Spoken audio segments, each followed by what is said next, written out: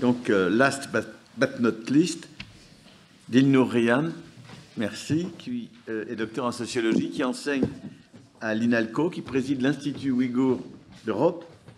Elle a un drôle de titre, puisqu'il y a de l'anglais, du français. Hein. Baby Making Machine, la machine à fabriquer des bébés du Xinjiang, le langage au service du projet racial et colonial chinois. Merci beaucoup. Je commence par remercier pour cette invitation, en particulier par Annette Vivorka et An Chang. Et donc, je commence par un tweet de l'ambassade de Chine aux États-Unis en 2021, en janvier 2021. Je cite: « Une étude montre que, dans le processus d'éradication de l'extrémisme, l'esprit des femmes ouïghours du Xinjiang a été émancipé et l'égalité des sexes et la santé reproductive ont été promues, ce qui fait qu'elles ne sont plus des machines à fabriquer des bébés. Elles sont plus confiantes et indépendantes. » Voilà, c'est le tweet de l'ambassade de Chine aux États-Unis en janvier 2021, supprimé par Twitter quelques jours plus tard pour avoir enfreint les règles contre la déshumanisation d'un groupe de personnes, suite à une vague de protestations en ligne. Le tweet est lié à un article publié par China Daily, l'organe de presse officiel du Parti communiste chinois, qui célèbre la baisse de taux de natalité dans la région ouïghour. L'article affirme qu'une baisse des taux de natalité dans cette région en 2018 résulte de l'éradication de l'extrémisme religieux. Il fait également référence aux politiques de planification familiale mises en œuvre dans la région. L'attitude de l'ambassade de Chine aux États-Unis n'a rien de surprenant. En effet, depuis fin 2016, la politique génocidaire menée par la Chine se base et se concentre sur la réduction de la démographie ouïghour, et ce, par le contrôle des corps et des esprits des femmes ouïghours. Les femmes ouïghours sont alors placées au cœur de cette politique. Stérilisation massive, infantilisation, elle ne saurait pas comment gérer le foyer, comment éduquer les enfants, incrimination, elle ferait des enfants illégalement, fera trop d'enfants, ne fera pas un travail salarial, sont donc responsables de la pauvreté des foyers et par conséquent engendrent l'extrémisme religieux. Décrédibilisation morale, c'est-à-dire elles seraient des femmes mauvaises à la sexualité douteuse. Et elles seraient non civilisées, c'est-à-dire elles seraient trop traditionnelles et qui ne sauraient pas se faire belles. Le 23 février 2021, dans une conférence de presse tenue par Pékin à propos de témoignages de viols et autres sévices sexuels par des femmes ouïghours dans les camps chinois, le porte-parole du ministère chinois des Affaires étrangères Wang Wenbin et le haut fonctionnaire de Xinjiang, Xu Guixiang, qualifient ces femmes survivantes de menteuses et des femmes inférieures. Ils accusent même l'une d'entre elles d'être moralement dépravée, tandis qu'une autre est accusée d'adultère.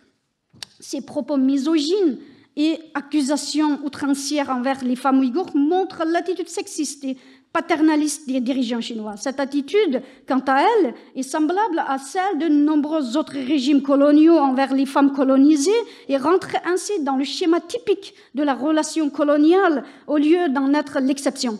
Des exemples de comportements similaires se retrouvent aussi bien dans les colonies européennes que dans le traitement des femmes chinoises par les soldats japonais lors de l'invasion et l'occupation de la Chine par le Japon dans les années 30-40. Dans son ouvrage majeur, Orientalisme, Edward Said théorise l'ensemble des propos tenus par les autorités coloniales comme discours colonial. Se basant sur la théorie du discours développée par Michel Foucault, qui lie le pouvoir et la production de savoir, et situant l'émergence de l'orientalisme à l'apogée du colonialisme, Edward Said étend la théorie de Foucault à la représentation de l'Orient et démontre les liens étroits qui existent entre le savoir occidental et sa volonté de puissance. Les travaux de Edward Said sont introduits en Chine dans le contexte politique particulier qui suit le massacre de Tiananmen et où le PCC a fait l'objet de critiques et de sanctions occidentales. Cependant, jusqu'à présent, quand il est question d'orientalisme en Chine, la quasi-totalité des travaux se concentrent dans le sens encouragé par le PCC, c'est-à-dire qu'ils étudient le regard colonial des Occidentaux sur la Chine. En cela, comme la majorité de la sinologie, ces travaux relèvent d'un sinocentrisme ou d'un hancentrisme prononcé. Pascal Boucheray, Elisabeth Allès et Zhu Gladney sont les rares sinologues ayant travaillé sur les nationalités minorisées en Chine. J'ai dit bien minorisées et non minorités, qui se sont penchés sur l'orientalisme à la chinoise. Comme le mentionne Pascal Boucheray, la notion de nationalité Han ne retrouve son sens qu'au regard de la définition de cette altérité minoritaire des peuples non-Han, qui, du coup, devient indispensable à la construction de soi majoritaire. Dans cette présentation, j'expose le discours colonial de la Chine à partir de deux aspects discursifs: la double colonisation des femmes ouïghours et l'imposition du savoir colonial. La catégorisation des Ouïghours comme une minorité, l'attribution des toponymes coloniaux qui deviennent ensuite la norme largement incontestée autant en Chine qu'à l'étranger, exemple Xinjiang, qui signifie nouvelle frontière en chinois, ainsi que la réécriture de l'histoire et l'origine des colonisés font partie des éléments traités ici. Quand j'ai dit tout à l'heure les autorités coloniales, il s'agit non seulement des autorités politiques et gouvernementales, mais aussi de tout appareil à leur service, ainsi que les chercheurs et penseurs de l'État colonial, tout particulièrement. Edward Said démontre, à travers son travail, comment l'intellectuel occidental est au service de la culture hégémonique et comment l'hégémonie impériale et coloniale est impliquée dans la production discursive et textuelle. L'opposition entre l'Occident et l'Orient, développée dans la pensée de Saïd, peut tout à fait s'appliquer à tout contexte colonial ou d'oppression où le groupe colonisé et minorisé est vu et façonné comme son Orient par l'État colonial. Comme c'est le cas dans l'opposition Occident-Orient, les chercheurs, penseurs et autres intellectuels participent de manière consciente ou inconsciente à ce processus en façonnant un discours scientifique. Nous constatons alors le même rôle intellectuel au service de l'État colonial, tenu non seulement par les savants colonialistes, mais aussi par des personnes extérieures de pouvoir qui contribuent à mieux opprimer les personnes colonisées, les groupes colonisés. Donc, le premier aspect, les femmes ouïghours doublement colonisées. En 1979, la Chine met en place la politique de l'enfant unique, où chaque famille chinoise est limitée à avoir un seul enfant dans les villes, 2 enfants dans les espaces ruraux. Dans un premier temps, cette politique vise seulement les Chinois Han, puis, presque une décennie plus tard, elle est imposée au peuple non-Han. Ces derniers se voient être limités à 2 enfants dans les villes, 3 enfants dans les villages. Les populations locales de la région ouïghour ont toujours mal vécu cette politique. Elle est notamment à l'origine de nombreux conflits entre les fonctionnaires qui traquent les femmes enceintes et les villageois ouïghours. Bien que le taux de natalité de la région dans sa totalité reste dans la moyenne nationale, le décalage entre le taux de naissance en chute libre chez les colons chinois et celui des Ouïghours, qui reste stable, devient un problème aux yeux de chercheurs et politiques chinois. La légère domination démographique que les Ouïghours parviennent à conserver dans leur pays, malgré la migration massive des colons chinois encouragée par l'État, en 2020, c'était officiellement 45% de population est ouïghour, 42% c'était des Chinois. Est une source de mécontentement pour les chercheurs et dirigeants chinois qui jugent désirable un renversement démographique plus rapide et prononcé en faveur des Chinois Han. Au moment de l'imposition de la politique de la natalité, les peuples locaux de la région ouïghour, un territoire vaste 3 fois la France, ne comptaient que 15 millions de personnes. Alors qu'il puisse être entendu que la Chine souffre d'un problème de surpopulation avec une population d'1,3 milliard d'habitants, l'ensemble de 55 peuples non-Han ne constituait même pas 8% de la population totale. Imposer cette politique de natalité limitée peut alors être considéré comme une injustice envers les populations non-Han qui vivent dans leur propre territoire historique colonisé et habité en partie par des colons chinois. Dès juillet 2009, après la tragédie d'Urumqi, Urumqi, la capitale ouïghour, les chercheurs chinois en sciences sociales commencent à s'intéresser à la démographie de la région ouïghour. Certains proposent comme solution au soi-disant problème démographique de la région l'encouragement des mariages interethniques dans le but d'accélérer la sinisation des Ouïghours. D'autres critiquent la politique d'autonomie des régions frontalières. Ils promeuvent une politique assimilationniste brutale dans ces régions pour incorporer plus rapidement les peuples non-Han à la grande famille de la nation chinoise, Zhonghua Minzu. Des chercheurs comme Ma Rong, qui étaient déjà contre la politique des nationalités, inspirent Huang Gang et Hu Lianhe, qui proposent une nouvelle politique des nationalités, la seconde génération de la politique des nationalités. Celle-ci consiste à assimiler de force les peuples non-Han. A priori, il semblerait que les Ouïghours et les Tibétains soient particulièrement ciblés par leurs propos.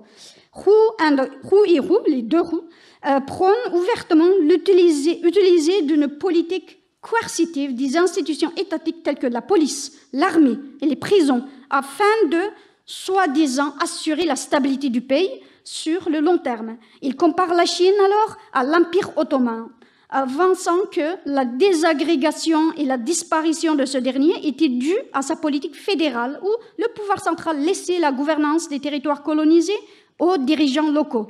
Il préconise de ne pas laisser apparaître des héros locaux ou des dirigeants charismatiques qui défendraient les intérêts locaux dans les régions non-Han, car ces élites risqueraient de mener une sécession avec la Chine, la première opportunité venue. Il recommande l'annulation de toutes les politiques de discrimination positive dans ces régions et à y proportionnaliser leur démographie. Il propose l'encouragement de ces peuples à célébrer les fêtes chinoises pour renforcer leur sentiment d'appartenance à la nation chinoise, afin qu'ils puissent devenir plus fiers de l'identité nationale chinoise et du socialisme à la chinoise. Se rappelle d'ailleurs une autre expression bien connue qui est le national-socialisme. Les deux chercheurs finissent par proposer que la Chine adopte le modèle brésilien de melting pot afin de soi-disant résoudre leurs problèmes ethniques. Huang Gang n'est pas n'importe quel chercheur.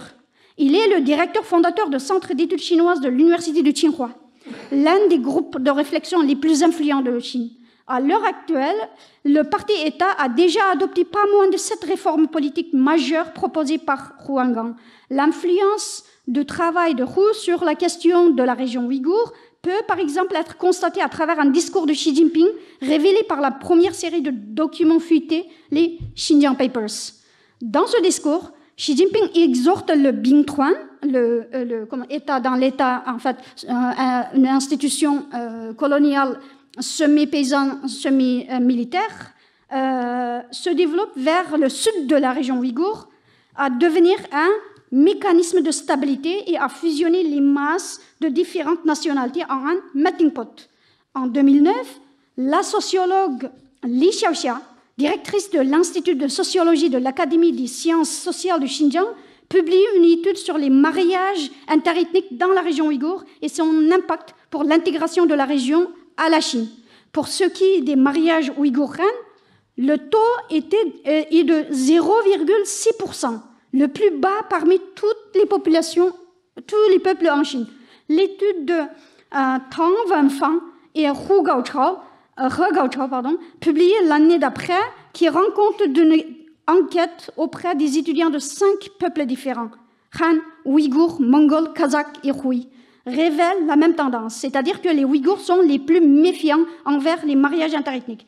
Li Xiaoxia explique dans son article que dans les villages où les Han sont plus nombreux que les Ouïghours, le taux des femmes locales qui épousent des Han est plus élevé et la sinisation progresse rapidement. Par ailleurs, elle rapporte que plus le niveau de vie est élevé, le moins il y a le mariage interethnique. Elle estime que, à cause des forces séparatistes, des extrémistes religieux qui les inspirent, les locaux, c'est-à-dire les Ouïghours, ont plus de sentiments religieux et ils se marient moins avec les Han. Ce qu'on retient de son article, c'est que, d'une part, plus les femmes ouïghours sont pauvres, plus elles ont tendance à accepter de se marier avec les reines. D'autre part, plus les reines sont nombreux dans la région ouïghour, plus les femmes locales ont tendance à se marier avec ces derniers, ce qui accélère leur axénisation. Xu Jianying, professeur à l'Académie chinoise des sciences sociales de Beijing, appelle en 2014 à une réflexion stratégique à long terme afin de modifier la structure démographique du sud de la région ouïghour et de faire face aux supposés fléaux de l'extrémisme religieux. Dans une interview en 2019, il répète cet appel et affirme avoir trouvé des familles ouïghours dans le sud de la région ouïghour ayant 7 ou 8 enfants, voire même 10, lors de ces enquêtes de terrain menées en 2014. Li accuse les Ouïghours d'ignorer les avantages économiques et de céder aux espoirs religieux et aux besoins psychologiques de nationalisme. Des accusations qui, vous le sentez sûrement également, regorgent de paternalisme colonial. Ce lien supposé entre les croyances religieuses des Ouïghours et les taux de natalité élevés dans le sud de la région ouïghour réapparaissent dans un article publié en 2019 par des sociologues de l'université de Pékin. Les auteurs de ces études alertent l'État chinois que la situation économique et éducationnelle des Ouïghours du Sud entraînera un cercle vicieux de pauvreté, naissance multiples et fera que les taux de fécondité resteront élevés. Toutes ces études estiment que les questions de l'extrémisme religieux, la pauvreté, la natalité des femmes ouïghours, la concentration de la population ouïghour et le taux de mariage interethnique extrêmement bas chez les Ouïghours, notamment dans le sud de la région ouïghour, sont strictement liés les uns aux autres. Les discours développementalistes des dirigeants coloniaux se ressemblent beaucoup partout. Tous culpabilisent les femmes colonisées de faire trop d'enfants, d'être à l'origine de la pauvreté de leur région ou de pays sous colonisation. 3 rapports montrent l'effet de ces soi-disant discours scientifiques sur les destin ouïghours. La campagne de stérilisation massive et forcée des femmes ouïghours, l'enfermement de plusieurs millions de personnes, dont une très grande majorité c'est des hommes, dans les camps de concentration et des prisons, et finalement, le transfert massif des jeunes hommes et surtout des jeunes femmes ouïghours vers les différentes préfectures de la région ouïghour, mais aussi vers des provinces chinoises dans le cadre de programmes de travail forcé où ces personnes sont utilisées comme main-d'œuvre gratuite ou très peu chère. Ces pratiques causent la chute vertigineuse de la démographie ouïghour qui tombe à 84%. La chute concerne moins de 84% de la population dans les 2 préfectures où la population ouïghour est la plus importante et à presque 50% dans l'ensemble de la région ouïghour. Un rapport chinois baptisé « rapport de Nankai » en vient même à désigner les femmes ouïghours rurales comme population feignante. Pourquoi ? Parce qu'elles ne gagnent pas un salaire et s'occupent à la place de la maison, des champs, des enfants, des vieux et des infirmes au sein du foyer. Cette catégorie feignante est particulièrement ciblée par le travail forcé dans l'instruction et recommandation du rapport aux autorités. Bien que dans son ouvrage Orientalisme, Edward Said n'ait pas abordé la question du genre en profondeur, le travail de ce dernier a été utilisé par des chercheuses féministes qui ont interprété les femmes et le genre comme une façon de révéler la relation entre pouvoir et représentation dans le discours orientaliste. Ceci est notamment le cas pour l'orientalisme genré dans un contexte colonial. S'appuyant sur des notions orientalistes de civilisation et de barbarie, le projet colonial a mis en avant l'image de femmes victimisées et soumises pour lesquelles la mission civilisatrice du colonialisme sera synonyme de liberté et de libération. Les femmes ouïghours, et notamment les femmes ouïghours rurales, sont désignées d'un côté comme feignantes et coupables de faire trop d'enfants, d'alimenter l'extrémisme religieux, d'être ainsi responsables de la pauvreté. De l'autre côté, elles sont montrées comme des victimes de l'extrémisme religieux, ainsi que des hommes ouïghours violents et sexistes. Dans cette vision, seuls les hommes chinois représentent la civilisation et la modernité, sont dans une position où ils peuvent sauver les femmes ouïghours de la barbarie. Alors que l'encouragement des mariages interethniques ciblant les femmes ouïghours depuis 2014 n'a pas produit des résultats espérés par l'État, dans le nouveau contexte de terreur mis en place depuis fin 2016, les femmes ouïghours sont devenues une cible facile à la merci des hommes chinois à la recherche des femmes à épouser. Ainsi, ces dernières années, nous assistons à la circulation des centaines de vidéos sur les réseaux sociaux dans lesquelles les colons chinois nouvellement installés en région ouïghour, appelant leurs compatriotes à les rejoindre, mentionnant l'attribution d'une maison, d'une terre, d'argent et d'une femme ouïghour. Nous voyons par cet exemple, comme l'explique Foucault, que le corps de la femme est devenu une obsession et a été exploité et approprié physiquement et textuellement par un objet de connaissance et un élément de relation de pouvoir. La colonisation est elle-même un phénomène masculin, dans lequel les hommes colonisateurs s'attaquent aux femmes autochtones. La construction des femmes autochtones en termes de rôle, d'image, de modèles et d'étiquettes reconnaissables se produit à travers un discours oriental et donc colonial. Tant les cultures colonisatrices que les cultures autochtones montrent clairement que, sous le colonialisme,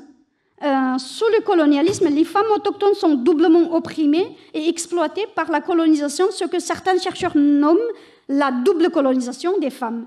John MacLeod, dans Beginning Postcolonialism, explique que le terme double colonisation fait référence à la manière dont les femmes vivent simultanément l'oppression du colonialisme et du patriarcat. L'expression de double colonisation renvoie ainsi au fait que les femmes sont doublement colonisées par des réalités et des représentations de coloniales, mais aussi patriarcales. Dans son livre, Edward Said évoque les mots écrits par Flaubert à Louise Collet après avoir passé la nuit avec une courtisane égyptienne, Khanem.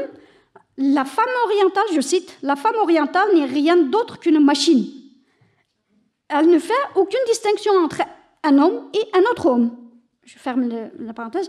Pour les autorités chinoises, dans le discours qu'ils produisent, les femmes ouïghours ne sont rien d'autre que des machines à faire des bébés. Et il revient à ces mêmes autorités et aux Chinois, de manière plus générale, de les sauver de leur triste sort. Étant donné le peu de temps qu'il me reste, je ne vais pas trop m'attarder et que ni la langue, ni le concept, ni la science ne sont neutres. Ils portent tous une intention politique. Grada Quilomba, l'écrivaine et artiste portugaise qui travaille notamment sur la question de trauma et de racisme, affirme avec justesse que la langue, aussi poétique soit-elle, a aussi une dimension politique de création, de fixation et de perpétuation des relations de pouvoir et de violence, puisque chaque mot que nous utilisons définit la place d'une identité. Qui dit colonialisme dit minorisation. L'importation du concept de minorité de la réalité locale et européenne, d'où il a émergé, et de la réalité nord-américaine, d'où il a pris une impulsion transnationale, soulève la nécessité de réinterpréter ce concept dans la réalité de l'histoire moderne et contemporaine chinoise. L'utilisation du terme minorité n'est jamais innocente, puisque cela attribue un certain statut social et politique à un groupe sans que celui-ci ait son mot à dire. Cette infériorisation par minorisation des peuples colonisés et non occidentaux est une violence supplémentaire, notamment vis-à-vis de leurs diasporas respectives qui luttent à la fois pour une reconnaissance de leur statut de colonisé et pour leur droit à l'autodétermination.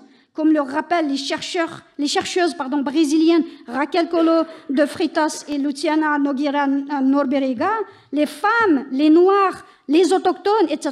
ne sont pas des minorités. Oui. Il serait plus juste de dire que Il serait plus juste de dire que ces groupes sont minorisés dans des rapports de force qui leur rappellent quotidiennement combien ils continuent à être l'autre, dans un contexte de colonialité, de savoir, de pouvoir et de l'être. En définissant certains groupes de minorités, le ou les groupes dominants établissent un rapport contrasté avec les groupes minorisés, offrant à ces derniers une naissance excluante, donc essentialisante, dont le combat central sera pour l'inclusion dans une réalité excluante. Il est donc nécessaire de rompre avec l'impérialisme culturel et la mentalité coloniale qui construit et perpétue cette hiérarchisation des groupes sociaux.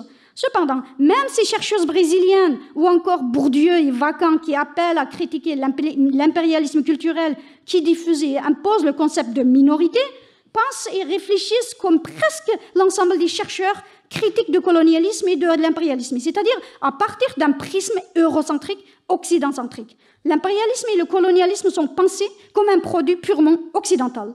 Beaucoup de chercheurs et chercheuses qui se réclament décoloniaux continuent à avoir des difficultés à imaginer qu'ailleurs aussi, notamment en Asie, il y a eu d'autres empires qui ont colonisé les pays voisins et au-delà. Dans beaucoup de cas, cette perspective eurocentrique rejoint une idéologie aveuglement anti-américain, anti-occidental, qui porte en elle une défense des États non occidentaux, coloniaux et impérialistes, et condamne avec une arrogance violente les peuples qui souffrent toujours sous la colonisation non européenne.